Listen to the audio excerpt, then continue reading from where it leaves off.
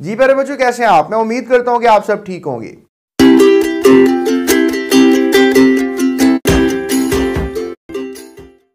Welcome to GS academy YouTube channel. आज की इस वीडियो में बात करने वाले हैं हम आपसे इलेक्ट्रोलाइटिक सेल्स के बारे में।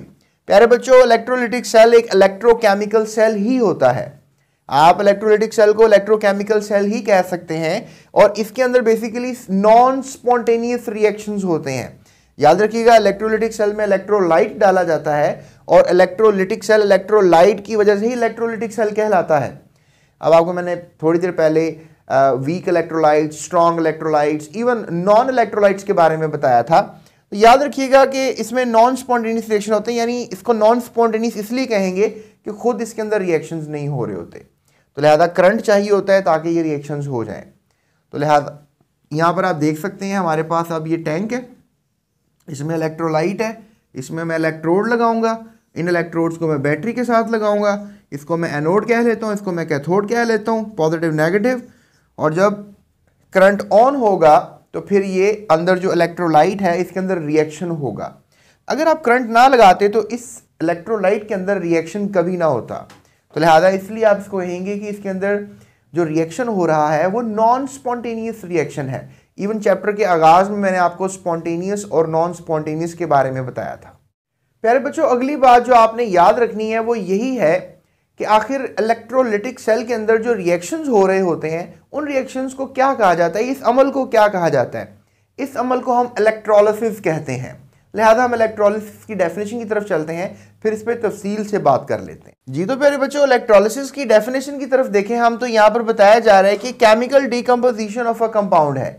यानी कि लेट्स से दैट आपके पास हमारे पास एक यहाँ पर एक इलेक्ट्रोलाइटिक टैंक है और यहाँ पर भी हमारे पास एक इलेक्ट्रोलाइटिक टैंक है, और इस इलेक्ट्रोलाइटिक टैंक के अंदर इसमें हमने मोल्टन NaCl डाल दिया है। मोल्टन NaCl का मतलब है कि हमने जो सोडियम क्लोराइड है उसको पिघला के डाल दिया है इसके अंदर, यानी हमने इतनी ज़्यादा बिजली दी है कि पिघल ही गया है। और हमने यहाँ पर NaCl को जो है वो पानी में डाल दिया है, राइट। तो मिक्सचर बना लिया ना, यहाँ पे सॉल्यूशन बना लिया। इस सेल को हम नाम देंगे डाउन सेल। मैं प्रॉपरली आपको ये बना के दिखाऊंगा, ऐसा नहीं मैं समझाने की खातिर बना रहा हूँ। और इस सेल को हम नाम देंगे नेल्सन सेल।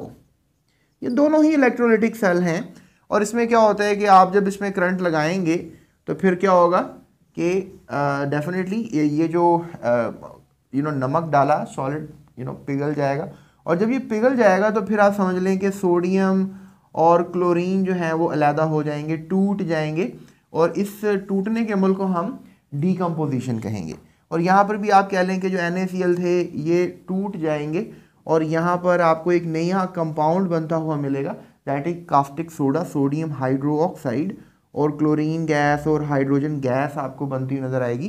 तो ये दोनों कंपाउंड टूट कर नए कंपाउंड्स में बन गए, sodium hydroxide, chlorine gas, hydrogen gas. तो इस अमल को भी हम डीकम्पोजिशन कहेंगे। तो लिहाजा जब भी आप किसी मोल्टन सॉल्ट में बिजली गुजारते हो और उसको तोड़ फोड़ देते हो, उस सॉल्ट को, उस कंपाउंड को, या पर आप सॉल्यूशन या मिक्सचर में से बिजली गुजारते हो और उस मिक्सचर की जो है आप सारी केमिस्ट्री चेंज कर देते हो, यानी नए कंपाउंड्स बना देते हो, डीकम्पोजिशन कर देते हो, तो इस अमल को हम कहते हैं इलेक्ट्रोलाइसिस। लाइसिस का मतलब होता है टूटना, राइट। आई होप आपको नजर आ रहा है। और इलेक्ट्रो का मतलब होता है करंट, यानी कि अगर करंट की मदद से आप कंपाउंड को तोड़ फोड़ देते हो और नई चीज़ बना लेते हो, इस अमल को हम इलेक्ट्रोलिसिस कहते हैं। लिहाजा chemical decomposition of a compound into its components. Components कहते हैं हिस्सेदारों को, यानी कि आपको हिस्सेदार जो है मिल जाते हैं, यानी कंपाउंड है वो टूट गया, आपको एक नई चीज़ मिल गई। यहाँ पे भी प्यारे बच्चों एक कंपाउंड है जो टूट गया, आपको नई चीज़ मिल गई। So by passing current through the solution of a compound or in the molten state of the compound। तो ये डेफिनेशन आपने याद रखनी है, ये एग्जांपल आपने याद रखनी है। बाकी अगर आपको नोट्स चाहिए तो definitely you can follow the GS notes और GS केमिस्ट्री नोट्स, और उससे ये होगा कि आपको लर्निंग ईजी हो जाएगी उससे। सो प्यारे बच्चों, आगे चलते हैं।